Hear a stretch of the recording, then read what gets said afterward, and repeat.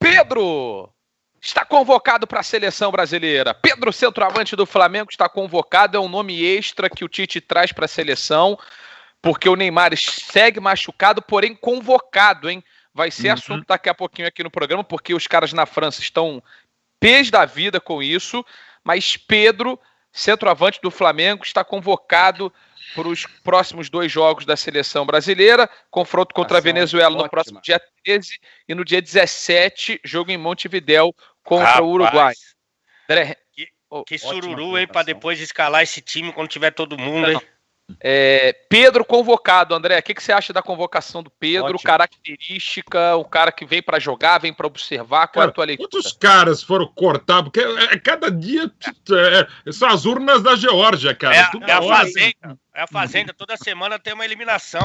E tem gente que acha que a seleção não tem reposição, né? Foram cortados Éder Militão, Rodrigo Caio, Felipe Coutinho e Fabinho. Cara, esses 4 foram cortados. Um dos recordes falando da história da seleção brasileira, tantos cortes assim, cara. 1 ou 2, 4, né? E mais esse do Neymar, que é 4,5, né? E agora a gente vai ver nas redes sociais aí uma manifestação que a gente já tinha adiantado, né? O torcedor rubro-negro, é brincadeira, o Tite não convoca o Pedro joga vôlei, o Pedro é da Suécia, filha da mãe convocou o Pedro, esse treinador, é esquema, isso é esquema pro Corinthians. Cara, é dura, assim, o problema do campeonato não parar, né? O Flamengo vai perder aí o... É uma preocupação justa e legítima, né? Porque o Ale até citou o Corinthians como exemplo. O Corinthians, na hora que encontrou um jogador que tava mais ou menos, que deu uma esperancinha, foi lá, treinou e voltou com foi lá treinar e voltou com o joelho estabacado. E nenhuma treino da sub-20, né, cara? Pois é, então assim, é uma preocupação legítima, mas a convocação é muito justa. Então, o Pedro, por tudo que a gente observa, né, por tudo que eu observo de comentários dos nossos companheiros aqui, da galera, ele parece um commodity raríssimo no futebol brasileiro, ou até no futebol mundial, uma peça quase que única de um centroavante com muita presença de área, com capacidade também de participar do jogo.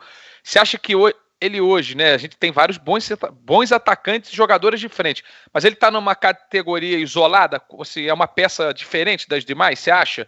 Mais por característica, não necessariamente por qualidade? Talvez seja, cara. Talvez seja, se você for analisar estilo de jogo e tal, e o que ele tá entregando também, eu acho que sim, talvez seja. E aí, o que o Ale disse é interessante, né? Porque você passa a ter um cara que depois eu acho que vai dar dor de cabeça pro Tite. A famosa dor de cabeça boa, que eu acho que nunca tem dor de cabeça boa, mas enfim. Ele vai ter que se virar, cara, porque vai ter muito jogador para pouca vaga.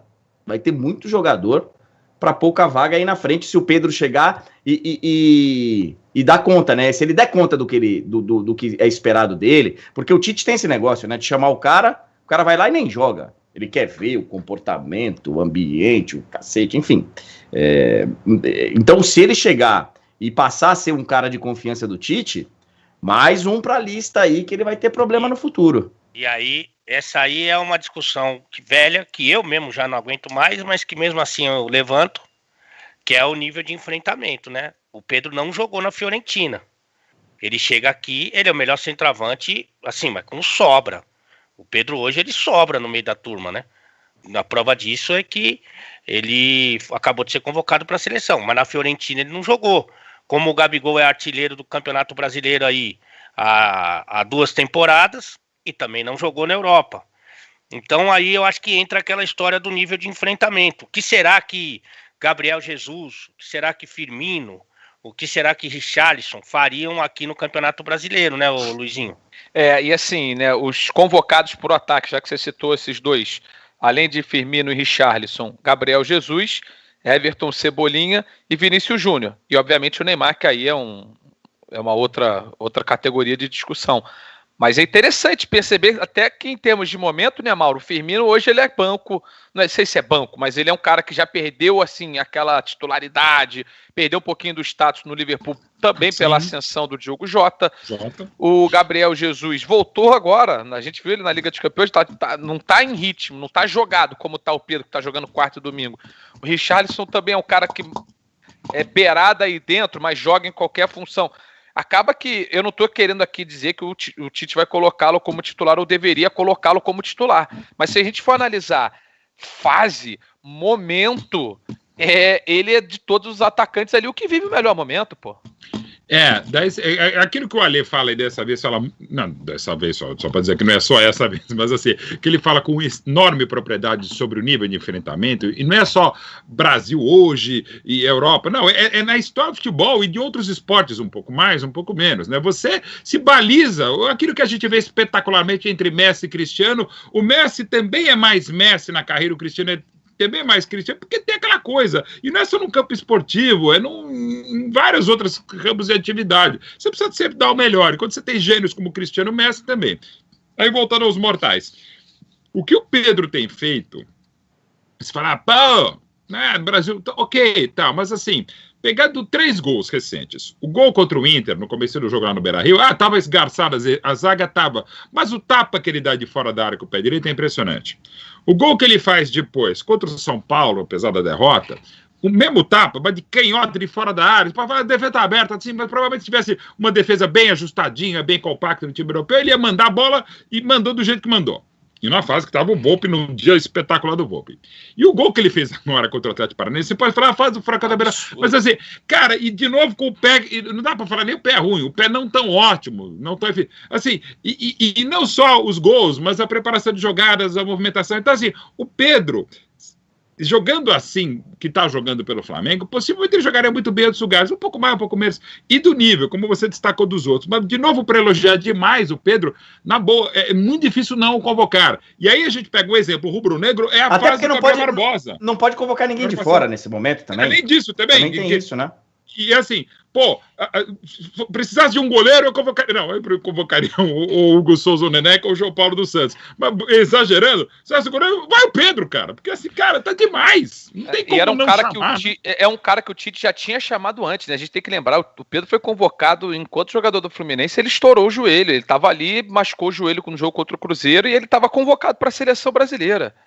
Agora, essa do Neymar continuar... O que é um bom sinal, viu, Luizinho? Sabe por quê? Porque o Neymar continuar ou o Pedro ser convocado? Ele ser convocado de novo. Porque lembra do Felipe? Zagueiro. Sim. Pô, foi convocado por essa também, hein? Foi convocado no lugar do Militão. Acho que todo mundo foi convocado. Não, eu sei. Mas ele foi convocado e continuou jogando bola para ser convocado e não foi mais. Então, claramente teve alguma coisa lá, ou existe algum pensamento do Tite com relação ao Felipe, que ele reviu, mas demorou. Então, que bom que o Pedro tá voltando, porque o Tite, ele às vezes ele demora para chamar um cara que já foi chamado e que não voltou mais, mas agora faz todo sentido ele voltar, porque o momento dele é maravilhoso, só pode convocar jogador do Brasil. E duro pro Flamengo, quer dizer, duro pro Flamengo. O Flamengo tem opções lá, mas duro, do jeito que ele tá no momento, vai fazer falta pro Flamengo. Duro porque vai fazer falta nas quartas de final da Copa do Brasil, já começando semana que vem, né? Então ele fica fora do jogo da meia de semana e pode ficar fora do jogo da volta, que é no dia 18. Não, mas agora, além do jogo agora não adianta chorar.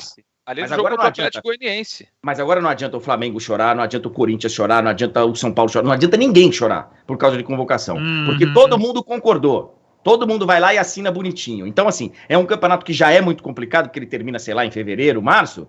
Botar 2 semanas a mais, ou uma semana a mais, ou uma semana a menos, não ia mudar nada no campeonato. Não ia mudar nada no atraso do calendário. O Flamengo pode ter a volta do Gabigol e do Arrascaeta para o jogo de domingo, mas se não estiverem condições para o jogo de domingo, imagino que por meio de semana a gente vai ter daqui a pouco o sorteio da Copa do Brasil, talvez aí tenha pelo menos o Gabigol, né? Isso, cara, é uma situação muito delicada. O Campeonato Brasileiro não parar, o futebol brasileiro não parar, e só Palmeiras e Flamengo perdem jogadores para a seleção brasileira. Mas para outras seleções aqui do nosso continente, tem um monte de jogador saindo, cara, um monte de jogador ficando fora. E aí, Luizinho, o cara que faz a conta disso, o cara que investe o dinheiro, quem paga o salário, ele chega no final da temporada, não conquista um título. Vou dar um exemplo aqui. O Carecation Futebol Clube investiu, jogadores de seleção, brasileira, gringa, né? Mas investi em caras de seleção tal. Cheguei no final da temporada, não conquistei o meu objetivo. eu vou parar e vou olhar. Vou ter que rever o investimento. E aí, será que eu vou investir de novo no ano seguinte em jogadores convocáveis? Porque isso aí é muito duro. Cara, porque assim, é um negócio que não entra na minha cabeça. Cara, e até onde eu sei... O Santos, no ano passado, tinha época que perdia Derlis Gonzalez, Soteldo, Sanches... Pô, que não é um time que tem um baita elenco. Aguilar, sei lá, também. Enfim. Então, aí o que eu passo a pensar? Até onde eu saiba, tá? A CBF, por exemplo, não vai ressarcir o Corinthians pela contusão do Mantuan. Não vai pagar o tratamento, não vai pagar os salários dele pelos meses que ele vai ficar fora. E aí, cara? Por isso que a preocupação, e a gente vai chegar lá, a preocupação do Paris Saint-Germain é justa também. Daqui a pouco a gente vai falar disso. Cara. É justo que os clubes se preocupem e falem, pera um pouquinho, eu vou levar um cara que já não tá legal, vou mandar ele pra CBF. Ele volta machucado e vocês não tem nada com isso? E quem se ferra sou eu? Eu vou até ver a situação do Arrascaeta lá no Uruguai. É uma situação complicada, porque você também tem que pensar na seleção, verdade. A gente depois vai cobrar na Copa do Mundo. Na Copa do Mundo nós vamos cobrar. E vamos cobrar, a Alemanha em 2002 parou e os caras conversaram e passaram a ter um projeto único. Como é que você consegue ter um projeto único se hoje os interesses da seleção brasileira são distintos dos interesses dos clubes? Não tem como. Arrascaeta e Vinha convocados também para o Uruguai, né? Então, aquela situação da gente também, assim, falei 2 do... Então, são só em Flamengo, Brasil e Uruguai, são 3 do Flamengo e 3 do Palmeiras, tá? Então, e a gente tem Gustavo Gomes no Paraguai também, e aí vai ter outro na seleção de lá, o Isla no Chile. Então, assim, aí já estamos em 4, né? Se eu começar a calcular aqui quantos jogadores cada time vai perder, é uma loucura.